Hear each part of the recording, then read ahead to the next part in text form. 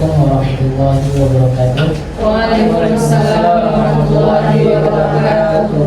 Baik, pada hari ini kita akan membahas dengan mosi dispensasi nikah harus dipertahankan dan diperketat secara signifikan. Sebelum kita mulai perdebatan, kita sampaikan terlebih dahulu bagaimana aturan dalam debat. Yang pertama, penyampaian argumentasi dan penawaran itu oleh pembicara satu dari tim pro dan tim kontra, yang mana di pembicara satu tersebut tidak ada instruksi. Nah, berarti dilakukan kepada tim pro nanti tidak ada instruksi gitu. Sebelum kita mulai, ditanyakan kepada masing-masing tim. Kepada tim pro, apakah sudah siap? Siap.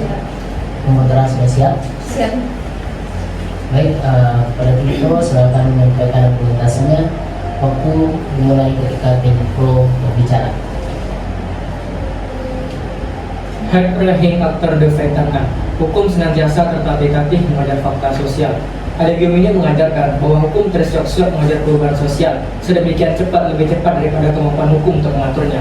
Dalam hal ini, perkawinan anak serta tekanan budaya untuk menikahkan anak pada usia dini muncul lebih cepat daripada kemampuan hukum untuk mencegahnya. Meskipun hukum atau negara kalah cepat, bukan berarti dia tidak bisa mengejar ketertinggalan. Harus ada perubahan hukum yang lebih cepat lagi untuk mengatasi situasi tersebut. Namun, adagium ini juga mengajarkan bahwa ketertinggalan hukum tidak boleh membuat negara menyerah pada tekanan sosial yang justru merugikan anak. Dispensasi nikah harus tetap ada, bukan justru dihapus. Ia ada sebagai instrumen responsif, tetapi harus diperketat agar hukum tidak sekedar mengikuti keadaan, melainkan juga mengarahkannya ke arah perlindungan anak. Ia juga mengubah fleksibilitas hukum yang sebelumnya tidak ada pada sistem hukum sivil law. Perubahan batasan usia perkawinan pada Undang-Undang Nomor 1 Tahun 2004 yang diubah dengan Undang-Undang Nomor 16 Tahun 2019 itu menunjukkan bahwa negara berkomitmen akan dua hal. Yang pertama, menunjukkan bahwa negara meningkatkan kualitas taraf hidup keluarga, dan yang kedua, melakukan proteksi atau perlindungan hukum bagi anak-anak dan perempuan. Dalam sistem hukum modern ada saja keadaan-keadaan khusus atau keadaan luar biasa yang tidak dapat diprediksi oleh pembentuk undang-undang. Maka dari itu, dispensasi nikah harus tetap ada sebagai mekanisme instrumen pengecualian yang bersifat sangat terbatas, bertujuan mengenai kasus-kasus yang betul-betul berada di luar kebiasaan tersebut. Dewan juri yang terhormat, saya selaku pembicara pertama, Abdul Tosya Tondra, untuk pertama kalinya mengatakan kesetujuan kami pada mosi debat pada kali ini, yaitu dispensasi nikah harus dipertahankan dan diperketat secara signifikan. Adapun alasan kami mendukung mosi debat pada kali ini bahwasanya dispensasi nikah harus dipertahankan dan diperketat secara signifikan itu bahwa itu sesuai dengan pasal 3 Convention on the Rights of Child. Dia bahwa negara, lembaga legislatif, yudikatif, dan eksekutif dalam melakukan kebijakannya memperhatikan pertimbangan terbaik bagi anak, the best interest of child. Ia juga tidak bertentangan dengan prinsip CEDAW, Convention on the Elimination of All Forms Against Women, bahwasanya negara harus menghapus segala bentuk tindakan diskriminasi terhadap perempuan. Tujuan kami mendukung mosi debat pada kali ini bahwasanya setiap orang dapat melakukan perkawinan, namun bagi mereka yang di bawah umur yang ditetapkan oleh undang-undang bisa mendapatkan perlindungan hukum yang memadai. Pasal 28 B 1 menyebutkan bahwa setiap orang berhak untuk keluarga dan melanjutkan keturunan melalui perkawinan yang sah. Saya selaku pembicara pertama akan menjelaskan definisi, batasan, dan solusi. Pembicara kedua dari tim pro akan mengelaborasi argumentasi pembicara pertama, pembicara ketiga menekankan argumentasi pembicara kedua. Limitasi dari perdebatan kali ini ialah bahwa yang dimaksud dengan dispensasi nikah adalah dispensasi nikah yang merujuk pada hukum keluarga di Indonesia, yaitu Undang-Undang Perkawinan serta Perma Nomor 5 Tahun 2019. Yang dimaksud dengan dispensasi nikah adalah pemberian izin kawin oleh pengadilan kepada calon suami istri yang belum berusia 19 tahun. Yang dimaksud dengan anak ialah yang belum berusia 19 tahun.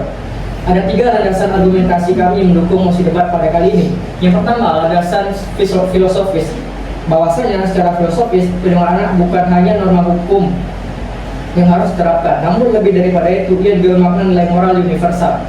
Prinsip ini bukan hanya melarang perkawinan anak, namun memastikan negara memberikan solusi terhadap keadaan luar biasa yang tidak bisa dijangkau aturan umum. Coba kita perhatikan bagaimana jika dispensasi itu dihapus. Pertama, maka tidak ada peluang hukum bagi anak. Yang kedua, itu bahwa negara mengingkari CRC dan CEDAW tadi. Dan yang ketiga, bahwasanya sehingga anak yang nikah di bawah umur yang tercatat akan memiliki peluang yang akan ditelantarkan. Dan alasan yuridis, bahwasanya pada pasal 7 ayat 2 dan pada pasal 7 ayat 3 itu menentukan dispensasi nikah pada Undang-Undang Nomor 1 Tahun 2004 serta perubahannya, dan Perma Nomor 5 Tahun 2019 tentang cara mengadili permohonan dispensasi nikah. Fakta bahwasanya undang-undang tidak menghapus dispensasi nikah menunjukkan bahwa negara mengakui perlunya ruang fleksibilitas hukum. Namun fakta bahwa Permen Nomor 5 tahun 2019 diterbitkan menunjukkan bahwa negara mana perlu dilakukan pengetatan.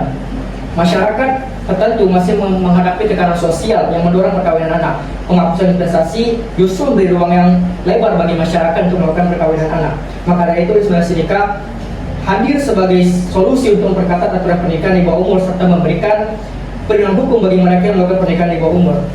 Maka dari itu, Dewan Juri yang terhormat, kami dari tim Pro menawarkan dua gagasan solusi. Yang pertama, bahwa dispensasi nikah harus tetap dipertahankan sebagai ruang fleksibilitas hukum.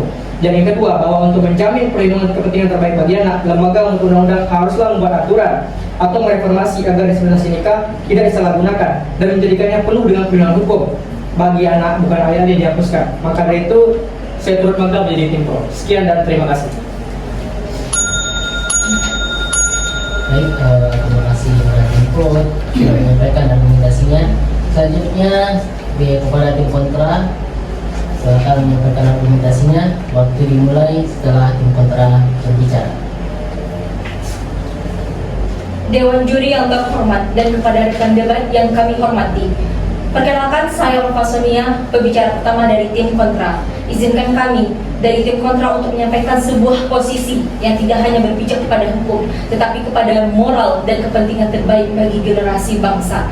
Kami berdiri untuk menyatakan penolakan tegas terhadap keberadaan dispensasi nikah.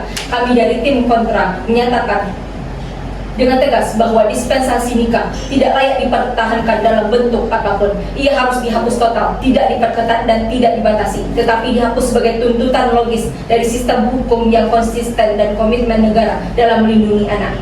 Sebab dispensasi nikah adalah celah legal yang bertentangan dengan tujuan utama peningkatan batas usia perkawinan anak dalam Undang-Undang Nomor 16 Tahun 2019. Ketika negara menaikkan batas usia menjadi 19 tahun, itu bukanlah tindakan simbolik, tetapi penegasan bahwa pernikahan anak adalah praktik yang berbahaya, merugikan, dan harus diberantas. Namun saat itu pula, negara menyediakan pintu belakang melalui dispensasi nikah. Inilah absurditas normatif yang kami tolak. Hukum melarang dengan tangan kiri, tetapi memberi izin dengan tangan kanan.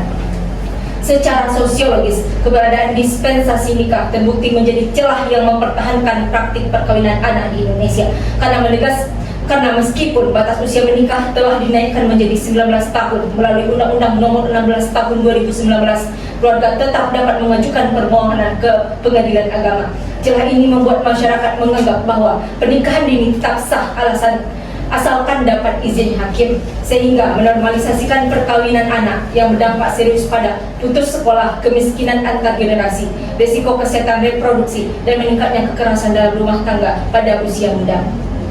Secara filosofis, dispensasi nikah bertentangan dengan prinsip the best interest of the child yang ditegaskan dalam pasal 4 Undang-Undang Nomor 35 Tahun 2014 tentang perlindungan anak, bahwa anak berhak hidup, tumbuh, berkembang, dan berpartisipasi secara wajar tanpa tekanan. Ketika negara tetap membuka ruang dispensasi, maka perlindungan hak anak menjadi tidak absurd dan bertentangan dengan keputusan hakim. Maka padahal anak tidak berada dalam posisi bebas memberi persetujuan. Menghapus dispensasi nikah adalah bentuk konsisten negara untuk memastikan hak anak tidak dinegosiasikan dalam kondisi apapun.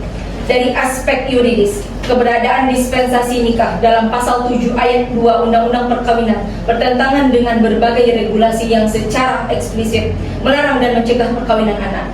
Undang-Undang Nomor 35 Tahun 2014, Undang-Undang Nomor 23 Tahun 2002, dan Undang-Undang Nomor 12 Tahun 2022 tentang tindak pidana kekerasan seksual, serta kebijakan nasional seperti Strategi Nasional Pencegahan Perkawinan Anak atau Stranas PPA, semuanya menegaskan bahwa negara wajib memberikan perlindungan maksimal kepada anak. Bahkan Mahkamah Konstitusi melalui putusan nomor 22 tahun 2017 menegaskan bahwa perkawinan anak mengancam hak pendidikan, kesehatan, dan masa depan anak. Namun selama dispensasi masih ada, terjadi disharmoni norma. Satu sisi negara melarang perkawinan anak, di sisi lain menyediakan jalan resmi untuk melakukannya. Meskipun Perma nomor 5 tahun 2019 telah memperketat prosedur dispensasi. Faktanya permohonan tetap tinggi dan hanya mengubah proses, bukan menghentikan praktiknya. Karena itu, langkah yang paling logis dan konsisten dengan perlindungan anak adalah menghapus dispensasi nikah sepenuhnya, sehingga tidak ada lagi justifikasi hukum untuk melakukan perkawinan anak dalam kondisi apapun. Dengan menutup celah hukum ini, negara dapat memberikan perlindungan penuh, memastikan kepastian hukum, dan menjalankan mandat konstitusi bahwa anak adalah kelompok yang harus dilindungi secara maksimal. Dengan itu, sebagai pembicara pertama, saya menegaskan kami dari tim kontra menolak mosi bahwa dispensasi nikah harus dipertahankan. Jika tujuan kita benar-benar ingin melindungi anak, memperkuat keluarga, dan menjaga marwah hukum, maka dispensasi bukan jalan keluar, melainkan masalah yang harus dihentikan. Terima kasih. Baik, terima kasih kepada tim pro dan kontra sudah menyampaikan argumentasinya. Selanjutnya kita masuk kepada babak bidasan, mana itu disampaikan oleh pembicara kedua. Untuk aturannya yaitu instruksi boleh dilakukan setelah 1 menit pertama dan instruksi tidak boleh dilakukan setelah 1 menit terakhir gitu. Nah, selanjutnya kepada tim pro, silakan menyampaikan argumentasinya. Waktu dimulai ketika tim pro berbicara. Yang saya hormati Dewan Juri, Moderator, dan rekan debat, hadirin sekalian. Saya Reni Siska Putri sebagai pembicara kedua dari tim pro. Di sini saya akan menyampaikan argumentasi saya mengenai mengapa dispensasi nikah perlu dipertahankan dan diperketat secara signifikan sebagai mekanisme hukum yang sah, terukur, dan konstitusional dalam sistem hukum Indonesia. Hadirin sekalian, dalam retorika hukum, sebuah kebijakan tidak dapat dinilai semata dari ideal moral, melainkan dari kesesuaian terhadap norma hukum positif, asas keadilan, dan realitas sosial yang dilindungi oleh sistem peradilan. Maka dari itu, izinkan saya menyampaikan argumen saya dari 3 landasan, yaitu yuridis, sosiologis, dan psikologis. Secara yuridis, dispensasi nikah adalah instrumen perlindungan hukum, bukanlah celah hukum.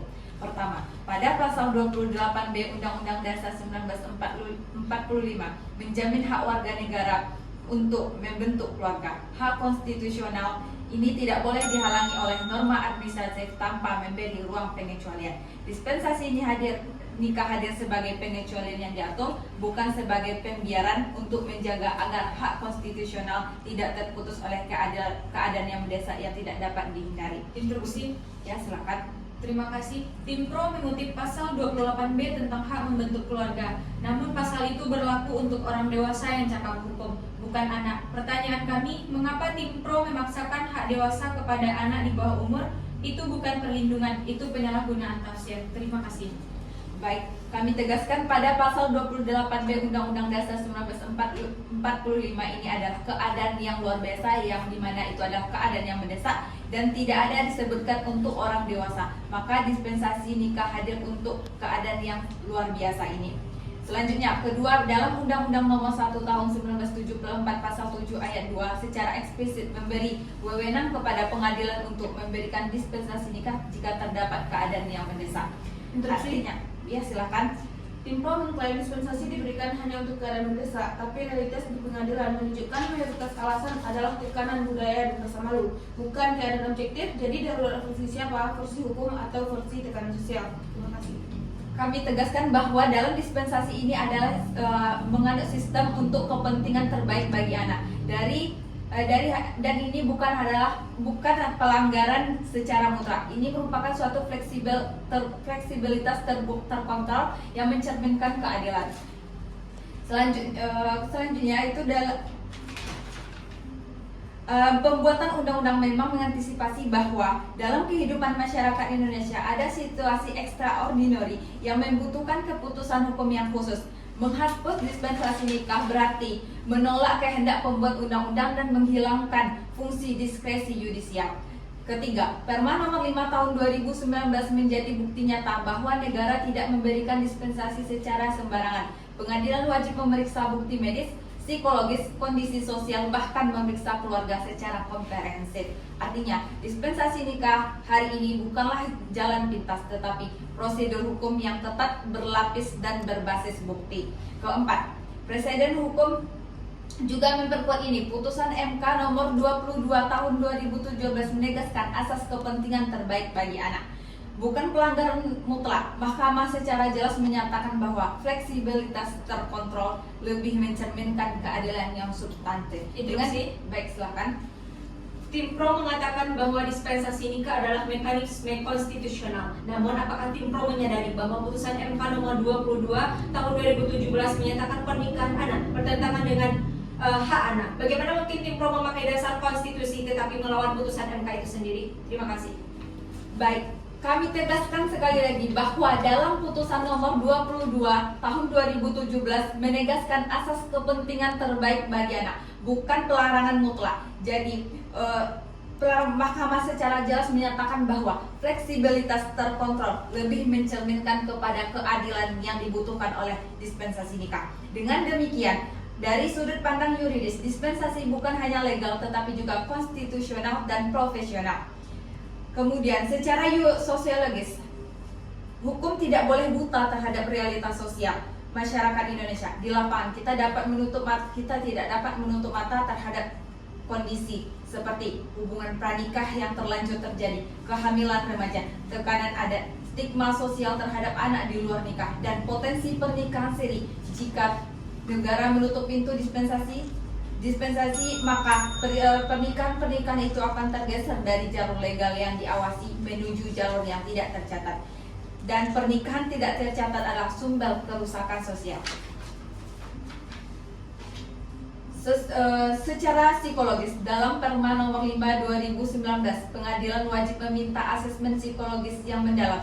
Tujuannya sederhana, mencegah pernikahan dini yang tidak siap sekaligus melindungi psikologis remaja yang sudah berada dalam situasi yang mendesak. Dispensasi bukan melegalkan pernikahan anak. Dispensasi adalah uji kelayakan psikologis oleh hakim bersama psikolog profesional. Jika pasangan tidak siap, dispensasi wajib ditolak. Model pengawasan seperti ini justru dimiliki jika pernikahan dilakukan secara ilegal atau pernikahan siri. Dengan semua landasan tersebut, kami tegaskan sekali lagi bahwa dispensasi nikah bukanlah pembuka pintu pernikahan dini. Yang membuka pintu pernikahan dini adalah ketentuan hari negara, dan dispensasi nikah adalah bentuk kehadiran negara yang paling nyata. Sekian, terima kasih. Baik, terima kasih kepada tim Pro sudah menyampaikan argumentasinya. Selanjutnya kepada pembicara kedua dari tim kontra untuk menyampaikan argumentasinya. Waktu dimulai ketika tim kontra berbicara. Terima kasih, Dewan Juri yang terhormat dan rekan debat yang kami hormati. Saya Diani Silmi selaku pembicara kedua dari tim kontra dengan tegas memperkuat argumen sebelumnya bahwa pembicara pertama benar. Ketika mengatakan dispensasi adalah celah yang merusak tujuan hukum, secara yuridis negara tidak boleh bermain dua kaki. Ketika undang-undang menaikkan usia perkawinan untuk mencegah pernikahan anak, maka setiap celah harus ditutup. Hukum modern menjunjung asas lex serta aturan harus jelas dan tak memberi ruang interpretasi berbahaya. Namun dispensasi nikah adalah pengecualian yang harus terlalu fleksibel, sehingga bertentangan dengan prinsip best interest of the child yang menjadi standar internasional dan domestik. Saya menekankan bahwa keberadaan dispensasi nikah tidak hanya merugikan anak dari sisi sosial dan filosofis, tetapi juga membuktikan kegagalan struktural negara dalam memberikan perlindungan yang efektif. Dispensasi nikah telah menjadi praktik legal yang mudah dimanfaatkan sebagai alasan untuk mengesahkan kehamilan di luar nikah, tekanan keluarga, dan alat yang masih memprioritaskan restorasi nama baik ketimbangan keselamatan anak. Kekerasan dan diskriminasi bukan melegalkan pengecualian yang membuka peluang terjadinya pernikahan anak. Dispensasi bukan perlindungan, melainkan justru mekanisme legal yang memungkinkan anak masuk ke dalam situasi rentan yang bertentangan dengan tujuan konstitusi itu sendiri. Pernikahan anak baik dicatat maupun tidak tetap menempatkan anak dalam situasi rentan secara hukum, kesehatan, dan sosial. Justru dispensasi membuat praktik berbahaya itu dampak halal secara legal. Ketika negara menghapus dispensasi, negara mengirim pesan tegas bahwa pernikahan anak tidak bisa dinegosiasikan. Interupsi. Silakan. Tim kontra menyatakan bahwa dispensasi nikah adalah celah legal yang rusak. Namun bagaimana bicara kontra memahami amanat pasal 28B ayat 1 serta 2 yang mana negara memberikan perlindungan bagi anak jika dispensasi dianggap celah yang merusak, maka meniadakannya membuat pernikahan di bawah umur yang tidak dicatat rentan terhadap minimnya perlindungan anak. Sekian. Terima kasih instruksinya. Justru karena kami memahami amanat pasal 28B ayat 1 dan 2, itulah kami menyatakan bahwa dispensasi nikah harus dihapuskan. Pasal 28B ayat 2 berbicara jelas, negara wajib melindungi anak dari kekerasan dan diskriminasi. Bukan melegalkan pengecualian membuka peluang terjadinya pernikahan anak. Dispensasi bukan perlindungan, melainkan justru mekanisme yang melegalkan anak masuk ke dalam situasi rentan yang bertentangan dengan tujuan konstitusi itu sendiri. Dalam banyak penelitian, termasuk laporan komen PPA dan UNICEF, mayoritas dispensasi memberikan bukan karena kedaruratan yang rasional, melainkan karena faktor budaya, tekanan sosial, dan minimnya pendidikan seksual. Dengan demikian, mempertahankan dispensasi berarti mempertahankan mekanisme negara yang secara tidak langsung melegitimasi kekerasan struktural terhadap anak, khususnya anak perempuan. Penghapusan dispensasi bukan sekadar tindakan administratif, melainkan langkah tegas untuk memutus rantai normalisasi pernikahan dini yang selama ini ditutup dengan label izin hakim. Instruksi. Silakan. Dispensasi memperkuat fleksibilitas sosial patriarkis yang menekankan anak, khususnya anak perempuan. Jadi bagaimana menurut tim kontra negara menanggulangi pernikahan anak yang masih mengakar dalam budaya Indonesia? Terima kasih. Justru karena pernikahan anak mengakar dalam budaya, negara tidak boleh memperkuat budaya itu dengan celah hukum bernama dispensasi. Dispensasi selama ini menjadi pembenaran hukum bagi praktik patriarkis yang menempatkan anak perempuan sebagai penanggung aib keluarga, sehingga dipaksa menikah demi melindungi kehormatan sosial. Jika kita ingin menghentikan budaya patriarkis, maka negara harus menghilangkan semua saluran legal yang mendukung tekanan budaya tersebut. Dispensasi adalah salah satunya. Dari aspek psikologis, penting digarisbawahi bahwa usia di bawah 19 tahun adalah fase perkembangan kognitif yang belum matang. Silakan. Kami memahami bahwa tidak semua remaja itu matang secara psikologis. Namun itulah alasan dispensasi harus ada, bukan dihapus. Karena pengadilan wajib memeriksa kesehatan mental, melakukan asesmen psikologis, dan melakukan wawancara mendalam kepada para orang tua, pada pasangan dan keluarga. Jika tidak siap, maka dispensasi itu ditolak, bukan disahkan. Terima kasih. Otak remaja belum sepenuhnya berkembang dalam hal pengambilan keputusan jangka panjang. Jika negara mengizinkan mereka menikah, berarti negara mengabaikan risiko kesehatan mental, kesehatan reproduksi, dan beban emosional yang tidak sesuai dengan kapasitas mereka. Dari perspektif perlindungan hak anak, keberadaan dispensasi menciptakan standar ganda dalam hukum. Di satu sisi, pasal 26 ayat 1 huruf C mengatakan dalam Undang-Undang Nomor 35 Tahun 2014 mewajibkan orang tua mencegah perkawinan anak, namun di sisi lain orang tua tetap dapat mengajukan dispensasi untuk melakukan hal yang justru dilarang oleh undang-undang. Salah satunya putusan nomor 30/74/PUU strip 12/2014 menegaskan bahwa negara wajib melindungi anak dari praktik yang merampas masa depan mereka, termasuk perkawinan usia dini. Secara lebih luas, penghapusan dispensasi akan memaksa perubahan sistematik yang jauh lebih sehat. Alih-alih menikahkan anak sebagai solusi instan untuk KTD, keluarga akan didorong menggunakan mekanisme perlindungan, konsep psikologis, dan akses kesehatan reproduksi yang sesuai amanat Undang-Undang Nomor 36 Tahun 2009 tentang kesehatan.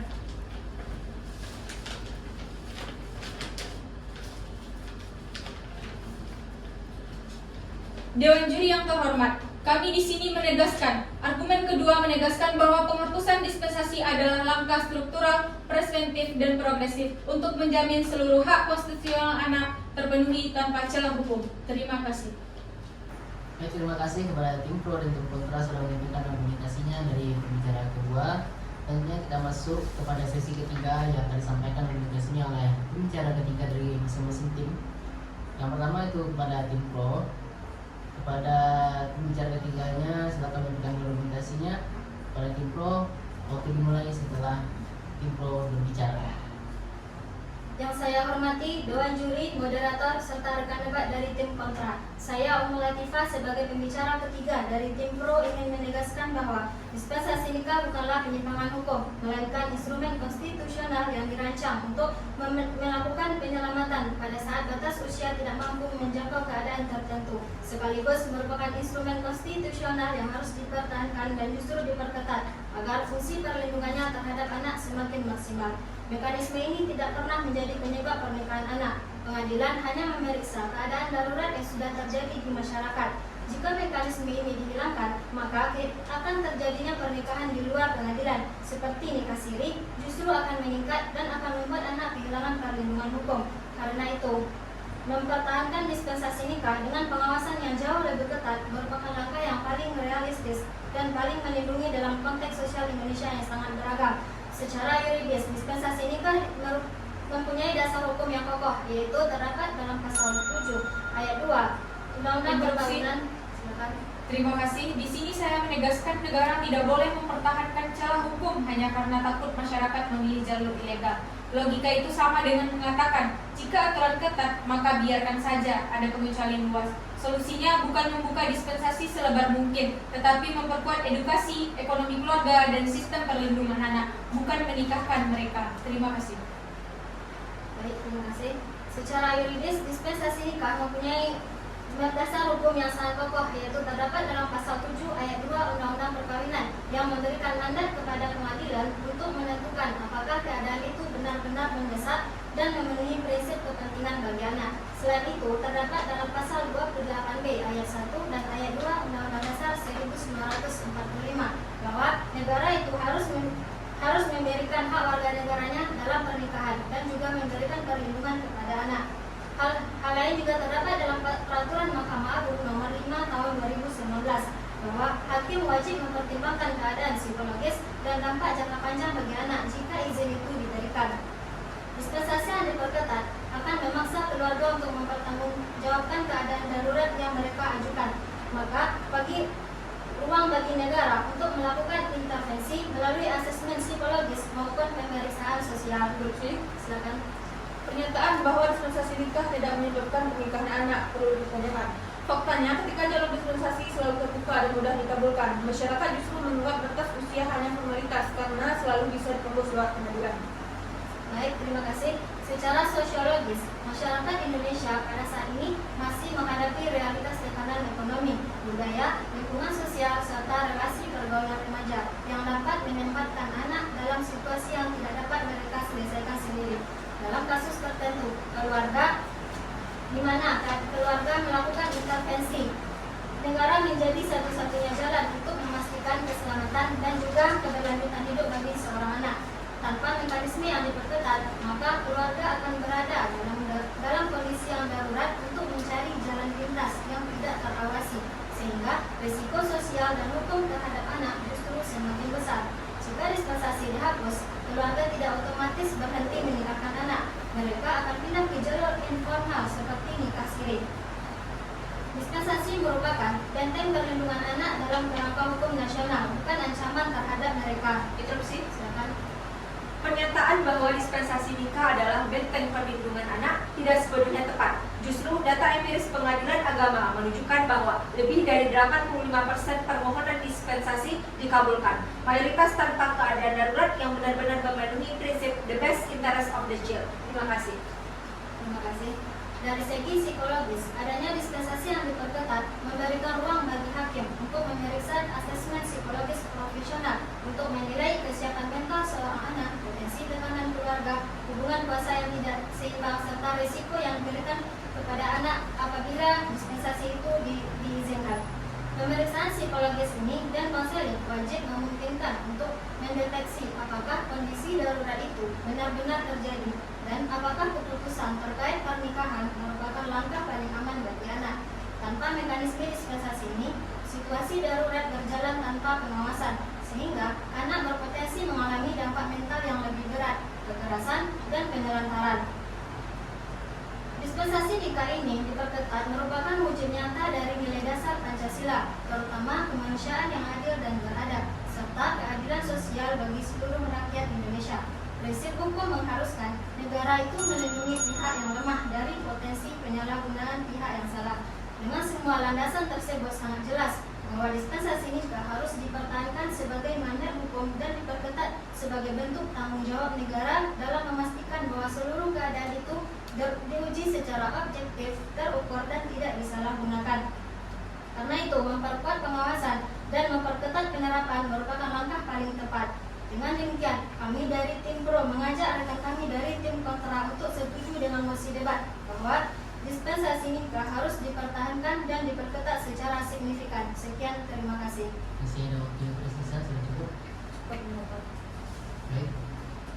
kasih kepada Timpo semua rekomendasinya.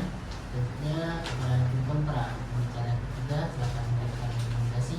Waktu dimulai setelah tim kontra berbicara.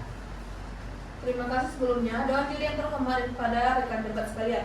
Perkenalkan, saya Nofaya, pembicara ketiga dari tim kontra. Saya menegas ulang dan memperkuat posisi tim bahwa dispensasi nikah tidak layak dipertahankan karena telah menjadi sumber ketidakpastian hukum, ketidakefektifan kebijakan, dan kegagalan negara dalam menjalankan kewajiban konstitusionalnya. Setelah mendengar paparan pembicara pertama mengenai dampak sosiologis dan filosofis serta paparan pembicara kedua mengenai disharmoni hukum dan kekerasan struktural yang ditimbulkannya, saya ingin menambahkan bahwa dispensasi nikah juga menciptakan ketidakpastian regulasi yang melemahkan penegakan kebijakan perlindungan anak di tingkat daerah. Ketika satu aturan memperbolehkan pengecualian melalui pengadilan, sementara aturan lain menegaskan larangan absolut perkawinan anak, maka aparat daerah, sekolah, dan lembaga layanan akan anak mengalami kebingungan dalam merujuk kebijakan, sehingga praktik pencegahan menjadi tumpul. Situasi ini bertentangan dengan semangat pasal 28B ayat 2 Undang-Undang Dasar 1945 yang mewajibkan negara melindungi hak anak tanpa diskriminasi. Dengan demikian, keberadaan dispensasi bukan hanya celah kecil, melainkan penghalang besar dalam membangun sistem perlindungan anak yang terpadu dan konsisten. Tim Pro mengatakan bahwa dispensasi adalah instrumen penyelamatan. Ini adalah logika yang salah kaprah. Negara tidak boleh menyelamatkan anak dengan memasukkan mereka ke risiko yang lebih besar. Menikahkan anak untuk menyelesaikan masalah kehamilan remaja adalah solusi yang merusak, bukan penyelamatan. Negara seharusnya melindungi, memberi edukasi, dan menyediakan layanan sosial. Interupsi. Silakan. Jika tim kontra mengatakan dispensasi sebagai instrumen penyelamatan dengan logika salah kaprah, jadi bagaimana tim kontra menggunakan logikanya jika dispensasi bukanlah sebagai instrumen penyelamatan? Mohon dijawab. Terima kasih atas interupsinya. Justru disinilah letak pokok persoalannya. Yang salah kaprah bukan logika kami, tetapi logika yang memaknai pernikahan anak sebagai bentuk penyelamatan. Dalam kerangka ilmu hukum, penyelamatan harus memenuhi 3 unsur: mencegah risiko, mengurangi kerentanan, menjamin kepentingan terbaik bagi anak. Dispensasi nikah tidak memenuhi satupun dari ketiga unsur tersebut. Ia tidak mencegah risiko, justru memperbesar risiko kesehatan, ekonomi, dan kekerasan. Ia tidak mengurangi kerentanan, justru menjerumuskan anak ke dalam situasi baru yang jauh lebih rentan. Dan jelas tidak menjamin kepentingan terbaik bagi anak karena seluruh risikonya jauh lebih besar daripada manfaatnya. Menikahkan anak untuk menyelesaikan masalah kehamilan remaja adalah solusi yang merusak, bukan penyelamatan. Negara seharusnya melindungi, memberi edukasi, dan menyediakan layanan sosial, bukan melegalkan pernikahan dini sebagai jalan pintas. Interupsi, silakan. Tim kontra menyatakan bahwa menikahkan anak untuk menyelesaikan masalah kenakalan remaja adalah solusi yang merusak. Jadi, apakah dengan penghapusan dispensasi nikah yang mengakibatkan tidak terlindungi hak perempuan bahkan lebih merusak lagi? Terima kasih atas interupsinya. Namun perlu kami tegaskan bahwa penghapusan dispensasi nikah sama sekali tidak berarti bahwa hak-hak anak perempuan menjadi tidak terlindungi. Justru sebaliknya, dispensasi nikah selama ini merupakan mekanisme yang semu dan keliru dalam memberikan perlindungan. Karena memaksakan anak perempuan masuk ke dalam pernikahan dini yang secara empiris terbukti meningkatkan risiko putus sekolah, kekerasan dalam rumah tangga, kesehatan reproduksi yang terganggu, dan ketergantungan ekonomi. Tim Pro juga mengatakan dispensasi mencegah nikah siri, namun hukum tidak boleh dibangun atas ketakutan terhadap pelanggaran. Jika nikah siri menjadi masalah, negara harus memperkuat penegakan hukum, bukan membuka pintu legal untuk pernikahan anak. Di titik ini argumen Tim Pro runtuh karena mereka membenarkan celah hukum hanya karena takut masyarakat melanggar norma. Silakan. Ini adalah kekeliruan yang berpikir yang sering muncul dalam debat publik. Data justru menunjukkan sebaliknya. Dispensasi tidak menyebabkan pernikahan dini, tetapi pernikahan dini menyebabkan maraknya permohonan dispensasi. Jadi, jika dispensasi ditutup, maka perubahan sosial itu akan beralih kepada pernikahan siri yang tidak tercatat. Selanjutnya, dari perspektif implementasi kebijakan publik, dispensasi nikah terbukti tidak memberikan dampak positif yang diharapkan. Komen PPA menunjukkan bahwa meskipun prosedur dispensasi diperketat melalui Perma Nomor 5 Tahun 2019, angka permohonan tetap tinggi dan mayoritas dikabulkan. Ini membuktikan bahwa pendekatan administratif tidak mampu mengubah perilaku masyarakat yang masih menganggap perkawinan sebagai solusi bagi kehamilan remaja, kemiskinan, atau tekanan adat. Dengan kata lain, selama dispensasi masih ada, kebijakan perlindungan anak akan selalu berakhir pada paradoks. Negara mendorong pencegahan di satu sisi, tetapi menyediakan legalisasi di sisi lain. Oleh karena itu, penghapusan dispensasi bukan hanya kebijakan hukum, melainkan strategi sosial agar masyarakat tidak lagi menjadikan perkawinan anak sebagai pelarian dari masalah yang sebenarnya harus diselesaikan dengan pendidikan, kesehatan reproduksi, dan dukungan sosial. Dengan demikian, melalui argumen ketiga ini, saya menegaskan bahwa penghapusan dispensasi nikah adalah langkah yang paling logis, paling konsisten, dan paling kuat secara moral maupun hukum untuk memastikan perlindungan hak anak berjalan efektif. Penghapusan celah hukum ini akan menciptakan satu sistem regulasi yang utuh, tegas, dan harmonis, sejalan dengan Undang-Undang Dasar 1945, Undang-Undang Perlindungan Anak, komitmen internasional, serta kepentingan terbaik anak Indonesia. Sekian, terima kasih. Baik, masih ada waktu yang tersisa. Cukup. Baik, terima kasih kepada pembicara ketiga dari masing-masing tim pro dan kontra. Selanjutnya kita masuk pada sesi yang terakhir, yaitu closing statement. Itu disampaikan oleh masing-masing dari tim pro dan kontra. Itu diberikan waktu 2 menit. Yang pertama kepada tim pro terlebih dahulu. Kepada tim pro, dipersilakan. Dewan juri yang terhormat, serta rekan tim kontra yang saya hormati. Di penghujung debat ini, sebagai closing statement dan sebagai solusi yang perlu dihadirkan, saya menutup dengan tugas besar yang tidak boleh kita abaikan, bahwasanya perlindungan anak adalah mandat konstitusional, moral, serta kemanusiaan. Kita telah menunjukkan bahwa dispensasi nikah bukan celah kebijakan, tetapi instrumen hukum yang dirancang untuk keadaan luar biasa extraordinary, bukan untuk melegitimasi praktik perkawinan anak secara massal. Secara filosofis, negara wajib menjadi parents patri, pelindung bagi anak yang belum mampu melindungi dirinya sendiri. Secara yuridis, Undang-Undang Perkawinan, Permen nomor 5 tahun 2019, prinsip the best interest of the child dalam CRC dan CDAW menegaskan bahwa dispensasi boleh ada, tetapi hanya pada kasus yang benar-benar mendesak. Secara sosiologis, masyarakat kita penuh tekanan budaya dan ekonomi yang dapat menjerumuskan anak jika mekanisme dispensasi tidak diperketat. Kami juga menunjukkan bahwa menghapus dispensasi sepenuhnya akan menciptakan kekosongan perlindungan dalam situasi darurat. Namun membiarkannya, longgar akan merusak masa depan anak-anak Indonesia. Karena itu, jalan tengah paling rasional berdasar hukum dan berpihak pada anak adalah mempertahankan dispensasi tetapi memperketat syarat dan pemeriksaannya secara signifikan. Hukum memang senantiasa tertatih-tatih mengikuti realitas, tetapi personalitas ini tidak boleh sama sekali tertatih dalam melindungi bangsa. Oleh karena itu, Dewan Juri yang terhormat, lagi-lagi kami mengeluarkan dua solusi sebagai ius konstituendum. Yang pertama, bahwa dispensasi nikah harus tetap dipertahankan sebagai ruang fleksibilitas hukum.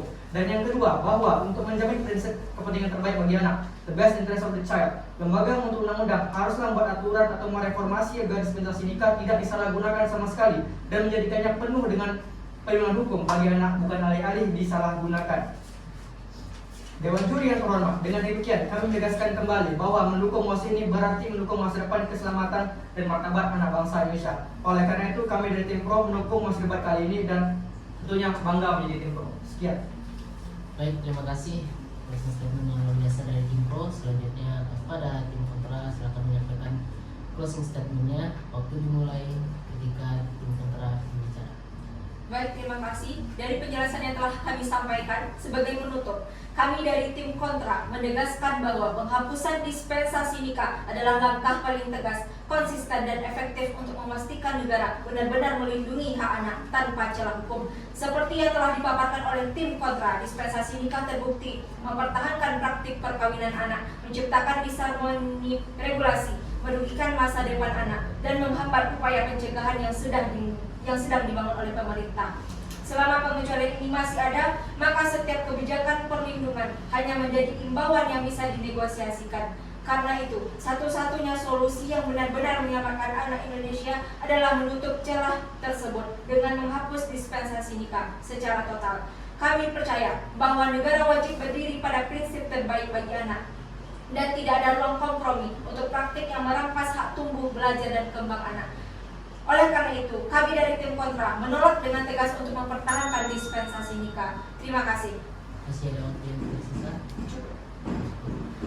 Baik, penyampaian argumentasi yang luar biasa dari masing-masing tim. Dengan berakhirnya dari closing statement dari masing-masing tim tersebut, maka berakhirlah perdebatan pada hari ini. Saya selaku moderator mengundur diri. Assalamualaikum warahmatullahi wabarakatuh. Waalaikumsalam.